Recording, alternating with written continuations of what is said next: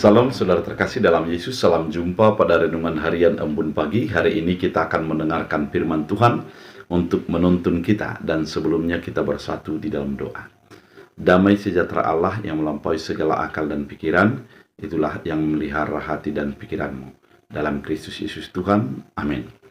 Saudara terkasih, firman Tuhan untuk kita pada hari ini diambil dari 1 Raja-Raja 8 ayat 56. Dalam bahasa Batak Angkola dikatakan, "Pinujima Tuhan nadung mangalehen hasonangan tu bangsona, so nadung dijanji honia marhite si Musa naposonai, sude janji denggando janawadung di patulusia."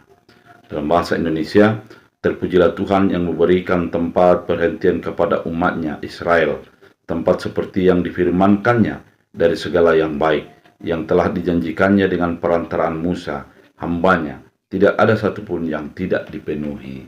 Demikian firman Tuhan.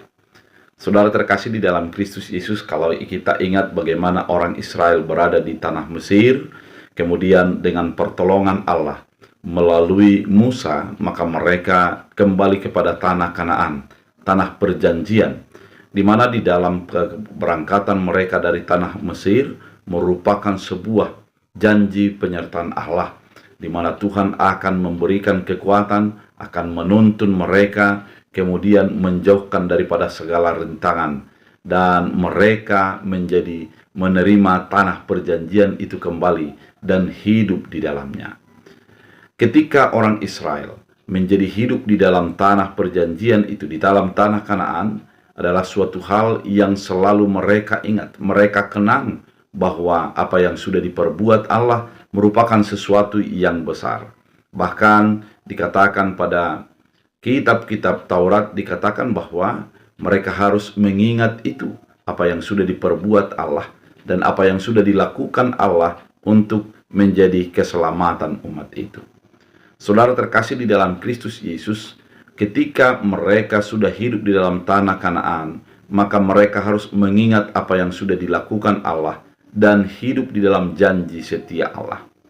Janji yang diberikan Allah, yaitu memberikan tanah yang penuh susu dan madu itu menjadi sesuatu yang nyata, yang di luar jangkauan pikiran dan kekuatan mereka.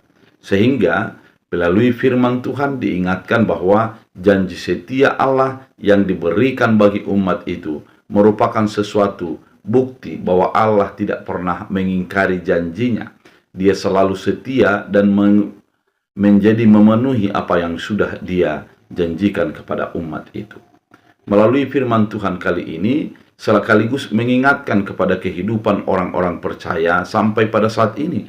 Hiduplah di dalam janji setia Allah dan berpeganglah kepada janji setia itu. Hidupilah janji itu dan biarlah engkau berjalan di dalam iman untuk menggapai apa yang Tuhan sudah janjikan dalam kehidupanmu. Ketika kita sebagai orang percaya hidup di dalam janji setia Allah, maka kita akan menjadi di dalam sukacita, di dalam sebuah keimanan yang teguh bahwa Tuhan tak akan pernah mengingkari apa yang sudah Dia ungkapkan dalam hidup kita. Dan ketika kita mengimani itu, maka kita akan menjadi hidup berdasarkan apa yang sudah kita yakini, bahwa Tuhan akan selalu menyertai kita dalam segala kehidupan kita. Saudara terkasih di dalam Kristus Yesus, bukankah orang yang banyak putus asa karena dia sudah kehilangan pengharapan dan kehilangan iman? Namun orang yang selalu beriman dan berpengharapan kepada Tuhan, di sanalah dia menjadi menghidupi imannya, menghidupi firman Tuhan, dan Tuhanlah yang memberikan segalanya bagi kehidupannya. Oleh karena itu, saudara terkasih di dalam Kristus Yesus, melalui firman Tuhan kali ini, kita menjadi diingatkan, kita menjadi disegarkan bahwa Allah akan tetap setia di dalam janjinya.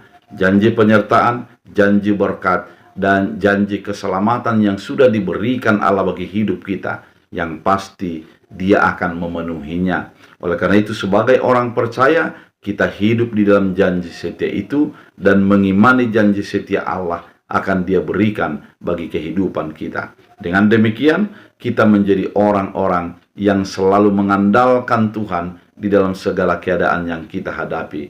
Karena Tuhan sudah berjanji Dia pasti akan memberikan yang terbaik bagi hidup kita. Biarlah firman Tuhan menjadi kekuatan bagi kita. Kita berdoa.